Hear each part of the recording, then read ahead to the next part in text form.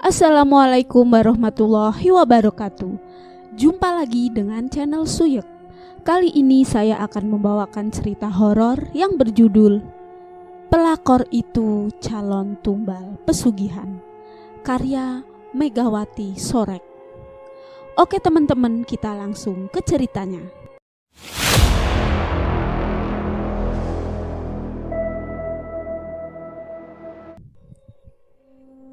Kita harus mengakhiri ini semua, ucap Mas Bayu menatap lekat padaku. Aku yang sedang menyesap latte hampir tersedak. Ucapannya mampu membuat hembusan angin sampai-sampai tidak lagi terasa menyejukkan bagiku. Tapi Mas, jawabku membantahnya. Seperti yang sudah-sudah. Hal ini sudah sering kami bahas dan selalu berakhir dengan buntu, karena aku selalu berhasil merayunya kembali ke pelukanku. Aku sudah memutuskan kita tak bisa begini terus. Sampai kapan? Sebelum skandal ini terkuak, lebih baik kita mencari aman. Mas Bayu mendongakkan kepala dan menghembuskan asap nikotinnya ke udara. Aku mencintaimu, aku gak mau pisah, lirihku dengan raut wajah sedih. Aku tak sanggup jika hati istri dan anakku terluka atas tindakan kita yang telah jauh salah jalan. Mas Bayu menggenggam tanganku erat dengan tatapan mata sayu memohon. Mas Bayu adalah atasan tempatku bekerja. Semula kami bekerja secara profesional. Entah siapa memulai, keseringan bersama di ruangan dan waktu yang sama membuat kami merasa nyaman dan terbuai.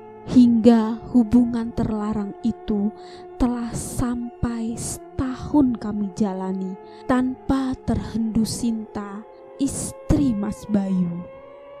Sebenarnya perusahaan dan semua harta yang dimiliki oleh Mas Bayu adalah milik Sinta dan keluarganya. Mas Bayu sebagai menantu yang melanjutkan bisnis dengan segala tekanan dari keluarga Sinta. Kini enak saja dia ingin lepas dariku begitu saja setelah apa yang telah aku korbankan. Dia justru egois, ingin menjaga hati istri dan anaknya tanpa memikirkan aku yang terluka. Kehormatanku telah kuberikan dengan sukacita dan penuh cinta. Selain itu, aku belum puas menikmati dan dimanja dengan hartanya untukku dan keluargaku di kampung. Ia harus menjadi milikku seutuhnya. Aku tak peduli apapun akan kulakukan. Jika tak lagi dia ingin bersamaku, maka cara halus akan kulakukan. Pembicaraan seusai bergelut sore di balkon rumahku tadi berakhir dengan aku mengiyakan, seakan mengalah demi kebaikan semua. Malam ini aku memutuskan akan menjumpai Mbah Karto, orang pintar yang direkomendasikan sahabatku Selin. Katanya segala pengasihan, pelet maupun santet bisa diajukan pada Mbah Karto tersebut.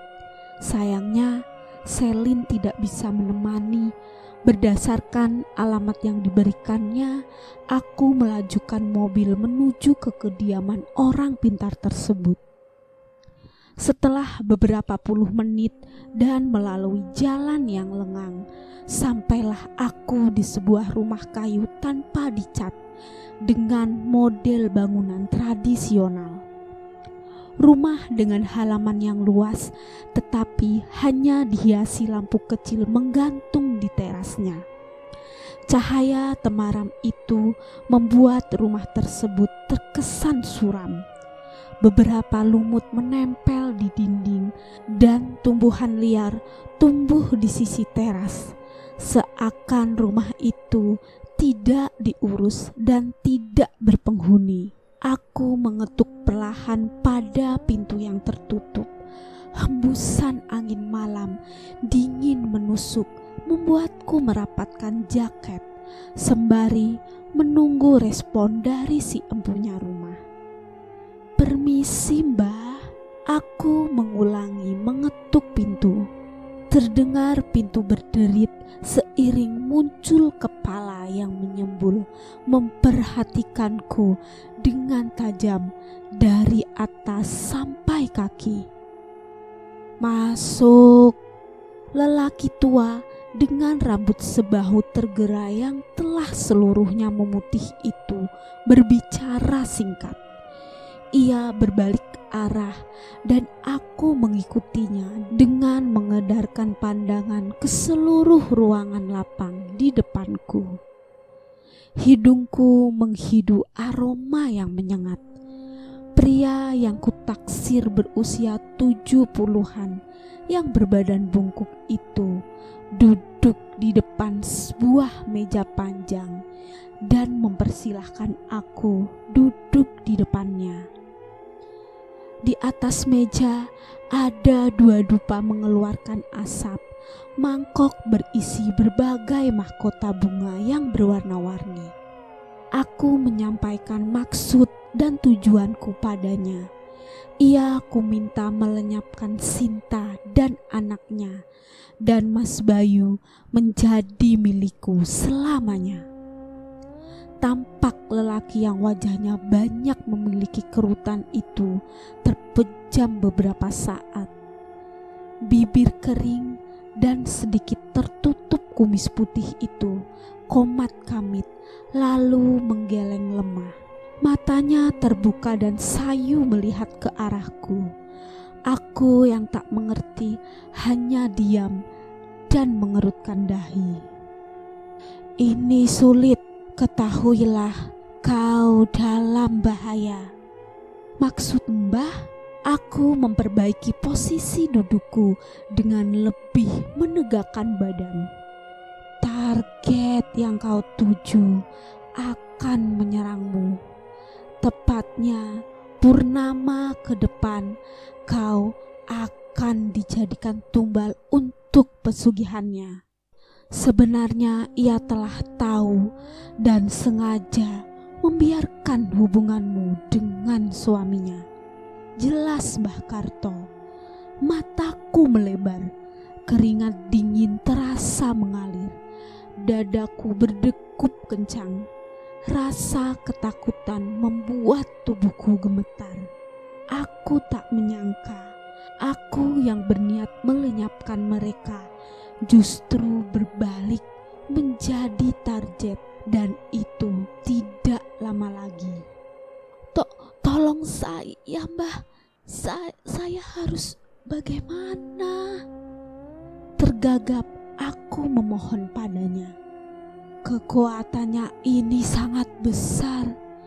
Cara satu-satunya adalah menyembunyikanmu pada dunia lelembut yang tidak diketahui oleh jin mereka.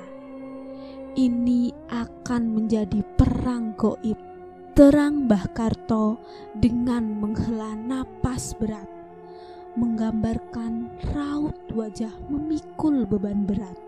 Secepatnya ritual untuk menghindarkan aku dari kematian dilakukan. Segala media dan persyaratan aneh telah kupenuhi.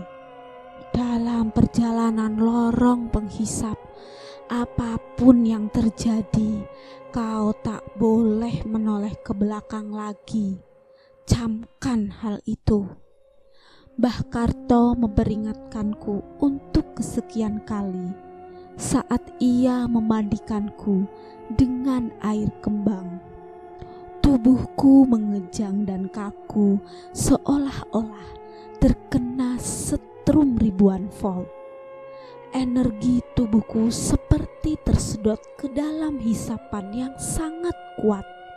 Tubuhku menjadi melayang seringan kapas dengan kabut sekeliling. Samar terdengar teriakan memanggil namaku. Itu suara Mas Bayu. Aku mengabaikannya. Aku masih ingat pesan Mbah Karto tentunya. Selanjutnya suara lelaki dan perempuan meneriakkan namaku. Selanjutnya suara lelaki dan perempuan meneriakkan namaku dengan suaranya yang bercampur tangisan rintihan. Suara bapak dan ibuku yang di kampung.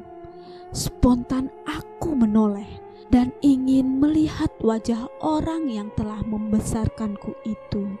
Di saat bersamaan tubuhku terjun bebas ke bawah dan terhempas di permukaan lantai rumah Mbah Karto, membuat ia kesal dan mengusirku dengan kalimat memperingatkan agar bersiap diri untuk mati.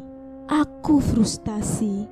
Purnama hanya tinggal hitungan belasan hari lagi. Aku tak mau mati konyol. Bagaimanapun caranya, aku harus bertindak cepat. Aku akan berkunjung ke rumah Mas Bayu. Dalam perjalanan sengaja singgah ke apotik untuk membeli 2 botol obat tetes mata. Beruntung aku yang hobi membaca buku bergenre thriller, kandungan zat tetrahydrozoline pada obat tetes mata ini sengaja kupilih dengan 2 alasan. Pertama, mudah didapat, daya bunuhnya memiliki jeda. Berbeda dengan sianida yang langsung membunuh seketika. Ketika sampai di rumah Mas Bayu, mereka sedang duduk bersantai berdua menikmati sore di tepi kolam renang. Aku yang sudah terbiasa keluar masuk ke rumah bosku itu disambut dengan baik. Sinta tersenyum ramah dan menawarkan minuman juga cemilan. Ah, wanita anggun sahabatku itu. Siapa sangka ternyata pengabdi setan. Mas Bayu bersikap acuh, sepertinya tidak suka akan kedatanganku. Ia begitu mesra pada Sinta, membuat dada ini terasa nyeri. Ia berpamitan meninggalkanku dengan Sinta yang lanjut mengobrol. Balita mereka menangis. Pengasuh memanggil Sinta sebentar. Ia pamit meninggalkanku. Ini kesempatan. Aku menuangkan 2 botol tetes mata itu hingga habis pada minuman miliknya. Gelas muk bening berisi minuman pelangsing yang biasa ia seduh itu. Aku aduk menyatukan zat tetrahydrozoline-nya. Tanganku terasa dingin dan gemetar. Adrenalin terpacu. Sungguh ini pengalaman pertama yang mendebarkan. Oke, waktu pun sudah semakin temaram. Mentari pun telah menuju peraduan. Saatnya aku berpamitan bersamaan dengan datangnya Mas Bayu entah dari mana. Mas, jantungku berdebar kencang dan perutku terasa mual. Sepertinya aku masuk angin atau asam lambungku kambuh. Sempat aku dengar suara Sinta mengadu pada suaminya. Aku berbalik sebentar melihat wajah pucat perempuan cantik itu dan bajunya yang basah dibanjiri keringat. Aku melangkah menuju parkir mobil dengan senyum mengembang.